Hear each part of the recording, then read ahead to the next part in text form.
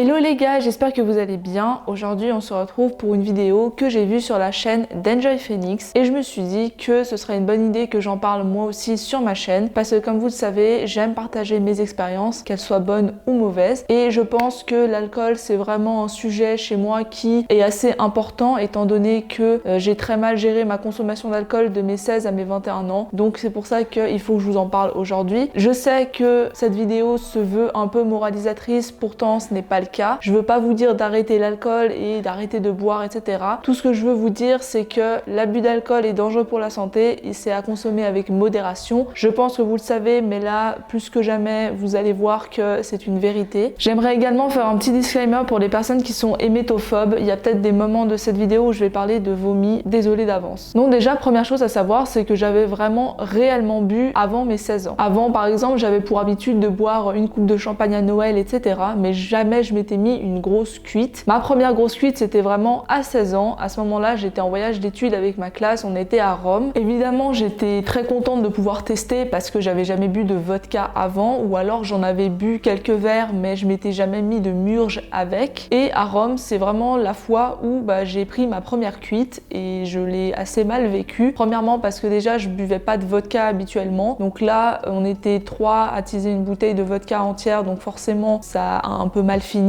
Aussi, chose que je ne savais pas, c'est que je ne me contrôlais absolument pas, je savais pas où étaient mes limites, c'est-à-dire que je voyais que les autres filles étaient un peu pompettes, etc. Moi, je voyais que j'avais strictement rien, donc je me disais, bon si j'ai rien, c'est que je peux continuer à boire, et du coup, j'ai continué, sauf qu'à un moment, je me suis totalement endormie. Bon, jusque-là, tout va bien, mais en fait, j'ai pas fait que dormir, je me suis également, trigger warning, attention, vomi dessus. Donc ça, c'était vraiment ma toute première cuite où du coup tout le monde l'a su évidemment, donc c'était vraiment très gênant. J'avais très mal géré ma consommation d'alcool, j'en avais abusé, ça m'a rendu malade et j'ai eu en plus de ça, et ça c'est quelque chose que j'ai eu quasi à chaque fois que je buvais trop, j'ai eu des trous noirs. Donc qu'est-ce que c'est les trous noirs? C'est ce qu'on appelle les blackouts. En gros, il y a une période de votre soirée, vous allez plus vous en rappeler du tout. Et moi le problème c'est que ces périodes elles pouvaient aller de 30 minutes à 4 heures. Donc des fois il y avait vraiment toute une partie de ma soirée que j'avais oublié, et c'est quand on me la raconte le lendemain que je me disais ah ok, il s'est passé ça.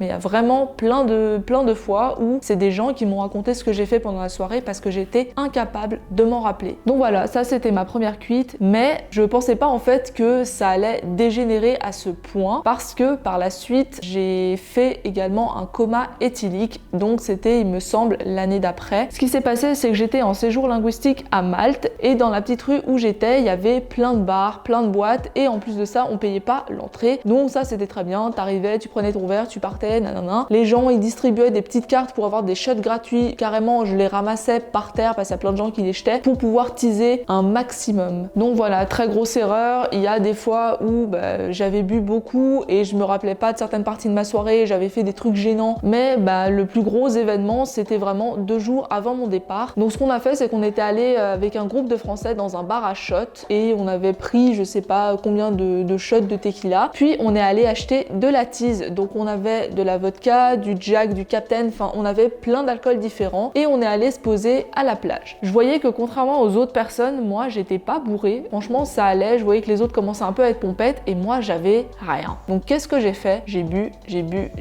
et j'ai enchaîné 15 verres de suite. C'est pas une blague, c'est honteux, je sais. Donc forcément, qu'est-ce qui se passe quand t'enchaînes plusieurs verres d'alcool différents? Il y a un moment, ça part en couille. En plus de ça, tu sais, j'étais un peu en mode ouais, moi ça me fait rien, l'alcool c'est de l'eau, nanana. Tu parles, quelques minutes après, je suis partie vomir dans l'océan et ensuite je me suis totalement effondrée sur la plage. Mais vraiment, je me suis effondrée. Donc qu'est-ce qu'ils ont fait? Ils sont allés me ramener à l'auberge de jeunesse où on était, et alors là, j'ai vomi mes tripes partout dans le hall d'entrée et ils ont eu tellement peur en fait qu'ils ont appelé l'ambulance, mais également ma mère puisque à l'époque j'étais mineure. Donc je vous laisse un peu imaginer l'état de ma mère quand on t'appelle genre 23h pour dire oui excusez-moi votre fille elle est à l'hôpital, elle est totalement ivre morte. Et du coup en plus de ça, moi je me rappelais absolument pas de cette soirée. Du coup je me suis juste réveillée à 6h du matin à l'hôpital avec une dame à côté de moi. J'étais en mode qu'est-ce que je fous là en fait, qu'est-ce qui se passe? Et j'ai absolument pas percuté. Elle m'a juste dit ok maintenant je vais te payer un taxi, tu vas rentrer à l'auberge de jeunesse. Je me suis réveillée le lendemain, bon forcément mon t-shirt il puait le vomi, et là j'ai 3 des filles avec qui j'avais passé la soirée qui sont venues me voir et qui me disent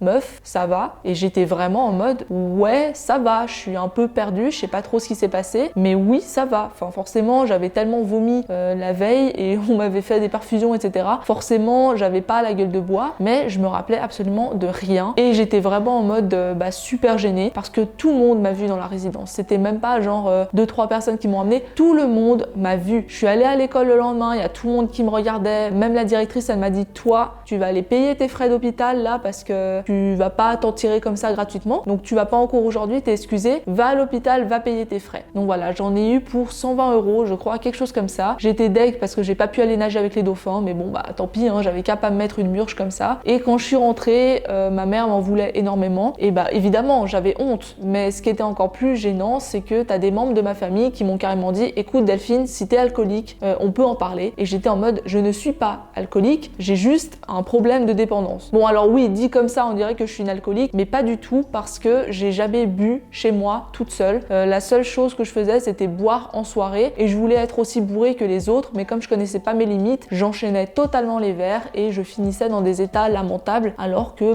les autres, ils tenaient beaucoup mieux l'alcool que moi, donc ils finissaient jamais dans ce genre d'état. En plus de ça, ma mère avait demandé à l'hôpital les rapports de mes analyses sanguines, etc. Et il s'est avéré que j'avais 2,9 grammes dans le sang, ce qui est juste absolument énorme.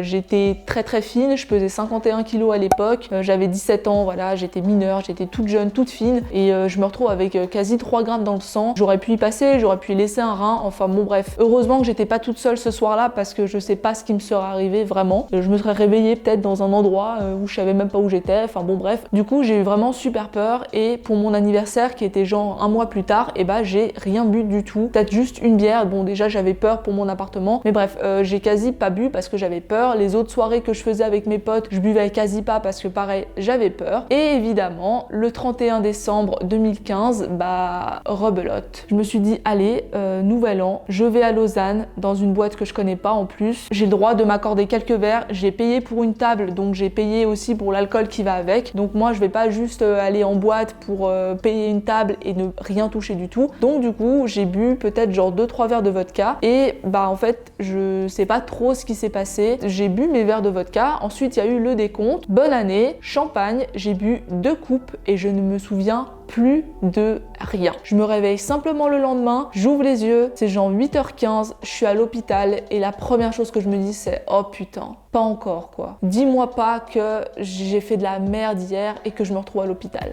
Bah si, j'étais donc à l'hôpital avec mon maxi décolleté, mes lentilles, mon maquillage de soirée, etc. Une infirmière à côté de moi qui commence à me poser des questions sur ma consommation d'alcool et tout et j'étais en mode oh bordel de merde. Je suis dans un endroit que je connais pas parce que j'étais jamais allée à Lausanne, il faut que je rentre à temps avant que ma mère rentre elle aussi de sa soirée pour pas qu'elle voit que j'étais pas à la maison. J'ai pas mon téléphone sur moi parce que oui, en plus de ça, j'avais pas mon téléphone avec moi. J'étais en panique et j'ai jamais eu d'ailleurs les résultats de cette analyse-là. Je sais pas combien de grammes j'étais ce soir-là, mais la première chose que j'ai faite, c'est que quand je suis rentrée chez moi, j'ai chargé mon téléphone et j'ai demandé à ma pote, meuf, est-ce que t'as mon attel avec toi et surtout, il s'est passé quoi hier pour que je finisse à l'hôpital? Elle m'a dit, tu sais quoi? Viens, je vais tout expliquer. Donc en effet, elle avait bien mon téléphone, donc ça, premièrement, j'étais rassurée. Et elle m'a raconté qu'en fait, durant la soirée, j'avais énormément bu et je tombais par terre en fait à plusieurs reprises. Il y a même un moment, j'avais vomi et les Securitas étaient venus vers elle et lui avaient dit, toi, c'est soit tu sors ta pote, soit c'est nous qui la sortons, mais on va pas y aller de main morte. Donc du coup, elle m'a emmenée dehors. Ils ont vu tout ce que j'étais pas bien. Ils ont dit, écoute, tu sais quoi, appelle-lui une ambulance et emmène-la à l'hôpital parce que là, elle tient plus debout. Donc ils ont appelé une ambulance pour moi. Mon attel est tombé par terre. Heureusement, elle l'a vu. Elle a repris ce téléphone en pensant que c'était à moi. Et en regardant mon téléphone, j'ai vu qu'il y avait des snaps qui étaient non envoyés. Merci la connexion à chier du 1er janvier. Il y avait des snaps, vraiment, je les ai vus et je me suis fait peur. J'avais le regard totalement vide. J'avais un verre dans la main. J'essayais de choper la paille comme je pouvais. Genre,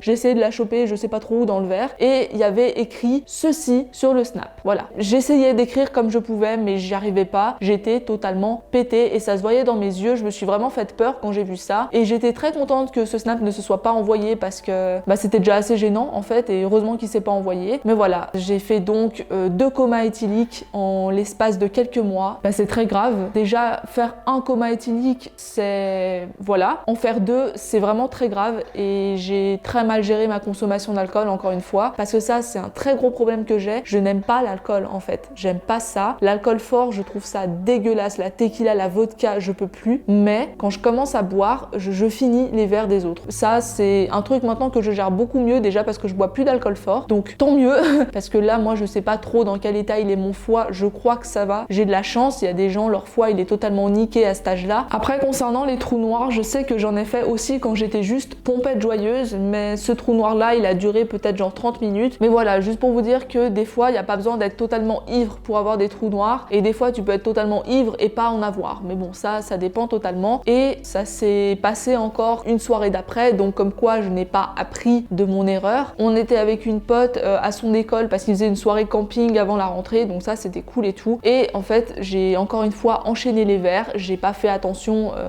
j'ai pas fait attention quoi. J'ai juste enchaîné les verres. C'était en plus du Jack avec du Coca, donc à l'époque je buvais encore du whisky, donc j'ai enchaîné.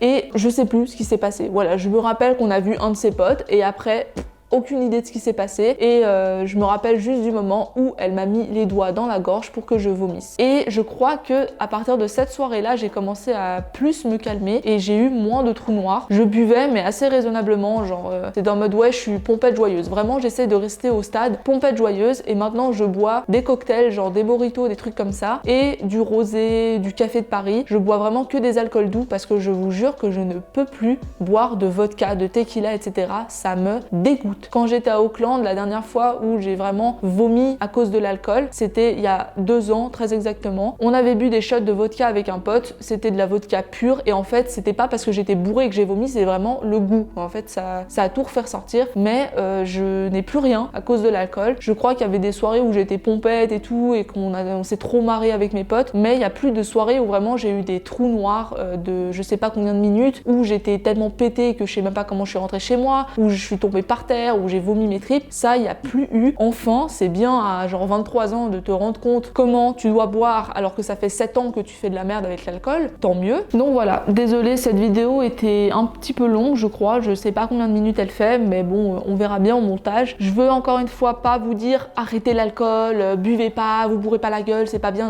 Juste faites attention à l'alcool. Oui, des fois, ça permet d'être moins timide. C'est aussi pour ça des fois que je buvais, parce que j'avais l'impression de pas être acceptée dans certains groupes. Du coup, je buvais pour faire un peu la meuf cool, etc. Ok, peut-être c'est cool d'être pompette parce que ça te rend plus joyeux et tout, mais je peux t'assurer qu'être ivre mort, c'est tout sauf cool. Tu déranges tout le monde, t'es gênant, tu fais de la merde. L'alcool, c'est pas de l'eau. L'abus d'alcool est dangereux pour la santé, à consommer avec modération, et c'est une vérité. Si vous avez bu, ne conduisez pas. Il n'y a pas de oui, mais moi je fais attention, je conduis mieux quand je suis bourré. On s'en bat les couilles. Buvez lentement, buvez en petite quantité, soyez entourés. Moi, il aurait pu m'arriver de ces trucs, et heureusement que j'étais avec mes potes ce jour-là. Merci à elles, parce que vraiment, je sais pas ce que j'aurais fait si elles étaient pas là, quoi. Voilà. Donc, si vous avez des mauvaises anecdotes avec l'alcool, dites-les moi en commentaire, histoire qu'on en parle un peu et que surtout je me sente moins seule, parce que là, j'ai l'impression d'être une grosse alcoolique alors que c'est pas le cas. Si vous avez vraiment un problème avec l'alcool, parlez-en. Il y a des associations qui sont faites pour ça. Les gens, ils sont là pour vous aider. Donc vraiment, n'hésitez pas à en parler. J'espère que cette vidéo aura pu vous aider. S'il vous plaît, encore une fois, pensez pas que c'est juste moralisateur. Faites juste attention à vous, s'il vous plaît, c'est le plus important. Et quant à moi, je vous retrouve bientôt pour une prochaine vidéo, peut-être, qui sait.